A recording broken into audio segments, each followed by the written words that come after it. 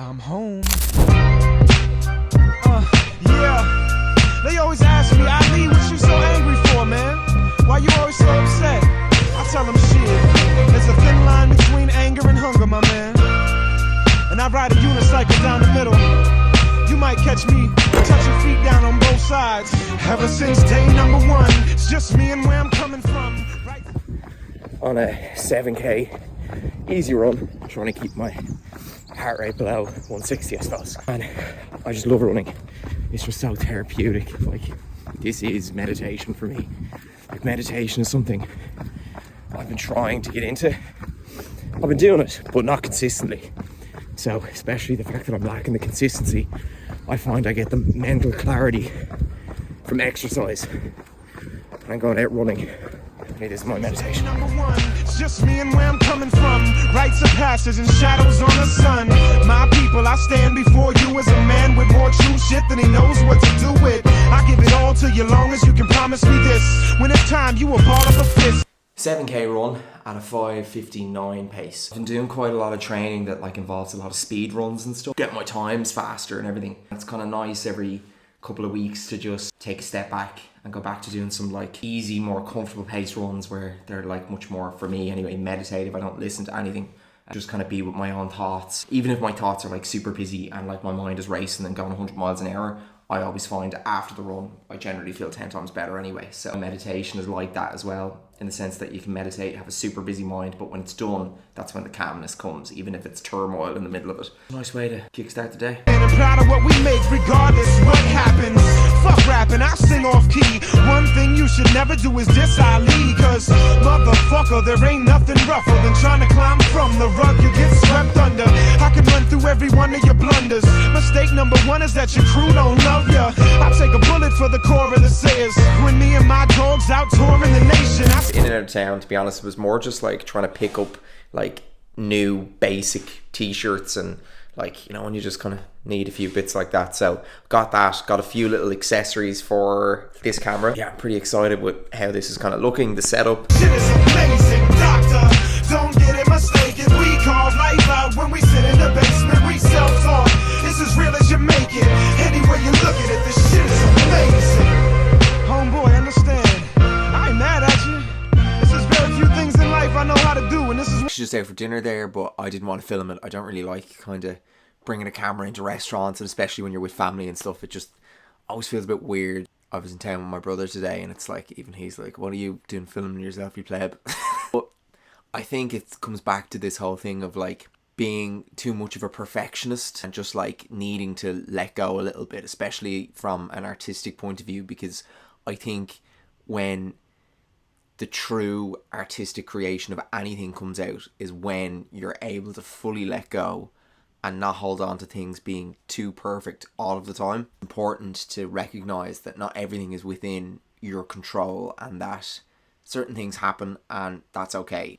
As somebody in their late 20s who has a good job working, you know, a 9 to 5 and works hard and works well, but also has an inner passion to pursue something more, something else. This being creative, writing songs, collaborating with other musicians, other creators. It's important to make sure you let that part breathe and not care too much what other people think or what you think, because nobody really cares in the first place. I'm far from perfect because I've tried this many a time and not being consistent enough to stay with it, and who knows, it could happen again. I'm going to do what's in my control and be the best and show up as much as I can, and that's what this channel is for. It's to, you guys can kind of relate to it a little bit more of where I'm at, and probably where a lot of you guys would be as well, in terms of in this age bracket in your 20s when you're trying to do all of these things and not sure which one to go full on into, but at the same time, why just not do a little bit of all of it? and I'm proud of what we make regardless what happens. Fuck rapping, I sing off key. One thing you should never do is diss Ali, cause motherfucker, there ain't nothing rougher than trying to climb from the rug you get swept on. It is 6:05 now. This is generally how my days go. Get the main job out of the way, which pays the bills, and then get stuck into doing music.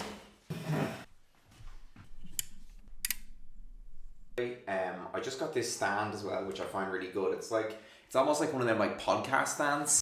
I guess I just find it really handy for like, especially if I'm like writing something and I'm in the middle of like trying to get ideas down like very quickly. I find having your setup kind of done, ready to go, that you don't really need to do much. Like, this is plugged in to my Apollo twin over here. It always stays the same. I don't move it. It's always plugged in. So it just means when I open up a session, I can just get stuck in straight away, and I'm not kind of delayed trying to figure out like, oh, hang on, I need to set up a mic. And it's, I think, especially when you're in that creative mode, things need to happen quickly and you need to move fast, because like otherwise you might lose it, you know, that kind of way.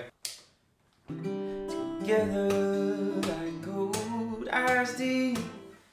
I always think sounding out songs is better than looking up the chords too, just because like it helps train your ear a little bit better to not get so reliant on just like googling things straight away to see, oh, what's the chords of this.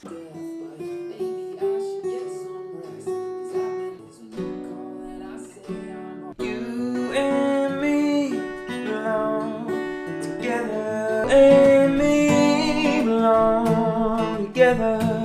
You and me, like gold eyes deep.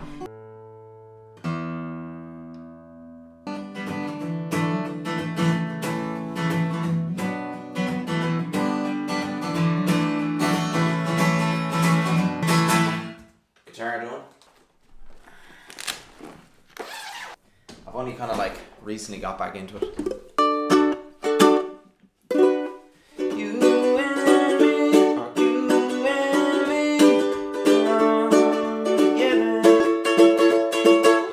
Done. We won't mess about. So I actually have the guitars panned left and right, so that's these are the two acoustic tracks. So one's going left, one's going right. It gives that big like wide stereo sound. Main things I use as well for like finding sample sounds is Splice. So it's just really good. They've like loads of different kick drum sounds. They've pretty much got everything that you could sample and just drag and drop it in.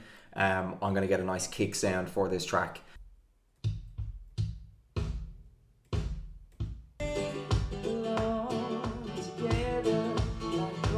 Together all the time.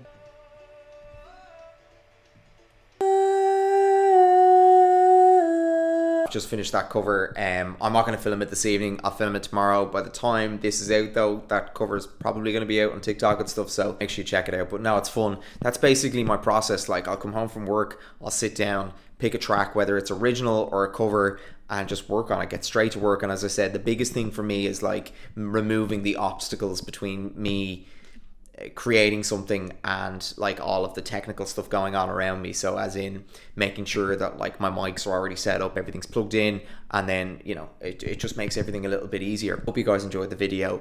It's more of just an insight into my life, what I'm doing in terms of fitness, in terms of working a regular 9 to 5 and then coming home and doing this kind of stuff and uploading here.